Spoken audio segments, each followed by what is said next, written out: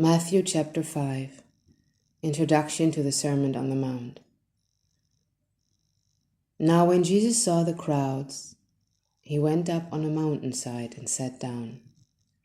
His disciples came to him, and he began to teach them. The Beatitudes, he said.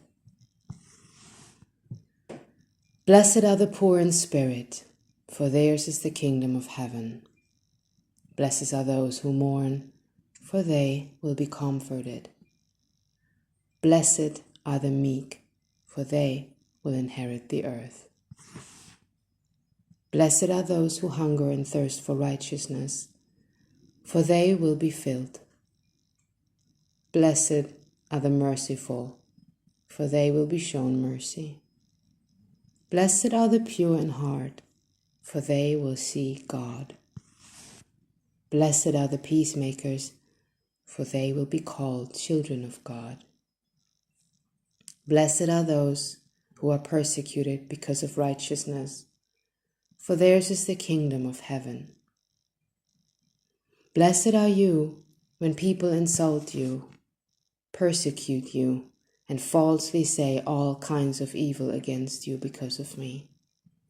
Rejoice and be glad, because great is your reward in heaven.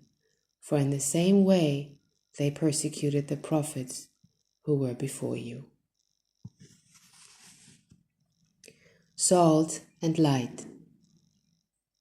You are the salt of the earth, but if the salt loses its saltiness, how can it be made salty again? It is no longer good for anything, except to be thrown out and trampled underfoot. You are the light of the world. A town built on a hill cannot be hidden. Neither do people light a lamp and put it under a bowl. Instead, they put it on its stand, and it gives light to everyone in the house. In the same way,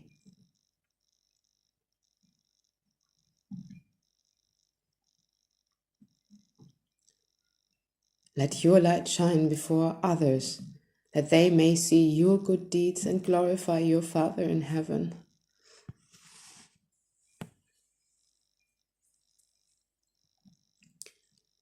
The fulfillment of the law. Do not think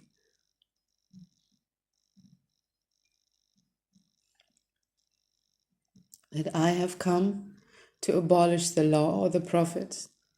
I have not come to abolish them, but to fulfill them. For truly, I tell you, until heaven and earth disappear, not the smallest letter, not the least stroke of a pen, will by any means disappear from the law until everything is accomplished. Therefore, anyone who sets aside one of the least of these commands and teaches other accordingly will be called least in the kingdom of heaven. But whoever practices and teaches these commands will be called great in the kingdom of heaven.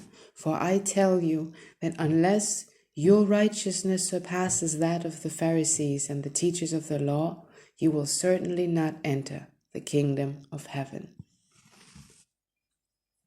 Murder. You have heard that it was said to the people long ago, you shall not murder, and anyone who murders will be subject to judgment.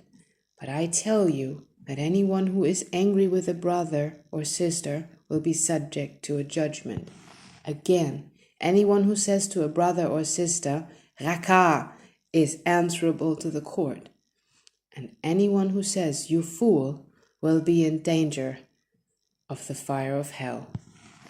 Therefore, if you are offering your gift at the altar, and there remember that your brother or sister has something against you, leave your gift there in front of the altar. First go and be reconciled to them. Then come and offer your gift. Settle matters quickly with your adversary who is taking you to court. Do it while you're still together on the way. Or your adversary may hand you over to the judge, and the judge may hand you over to the officer, and you may be thrown into prison. Truly I tell you, you will not get out until you have paid the last penny. Adultery. You have heard that it was said, "You shall not commit adultery." But I tell you that anyone who looks at a woman lustfully has already committed adultery with her in his heart. If your right eye causes you to stumble, gouge it out and throw it away. It is better for you to lose one part of your body than for your whole body to be thrown into hell. And if your right hand causes you to stumble, cut it off, throw it away. It is better for you to lose one part of the body than for your whole body to go into hell. Divorce. It has been said that anyone who divorces his wife must give her a certificate of divorce. But I tell you that anyone who divorces his wife, except for sexual immorality, makes her the victim of adultery, and anyone who marries a divorced woman commits adultery. Oaths. Again you have heard that it was said to the people long ago, "Do not break your oath, but fulfill to the Lord the vows you have made." But I tell you, do not swear an oath at all, either by heaven, for it is God's throne, or by earth, for it is his footstool, or by Jerusalem, for it is the city of the great King. And do not swear by your head, for you cannot make even one hair white or black. All you need to say is simply yes or no. Anything beyond this comes from the evil one. Eye for eye. You have heard that it was said, "Eye for eye and tooth for tooth," but I tell you, do not resist an evil person.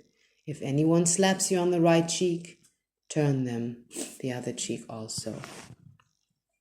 If anyone wants to sue you and take your shirt, hand over your coat as well.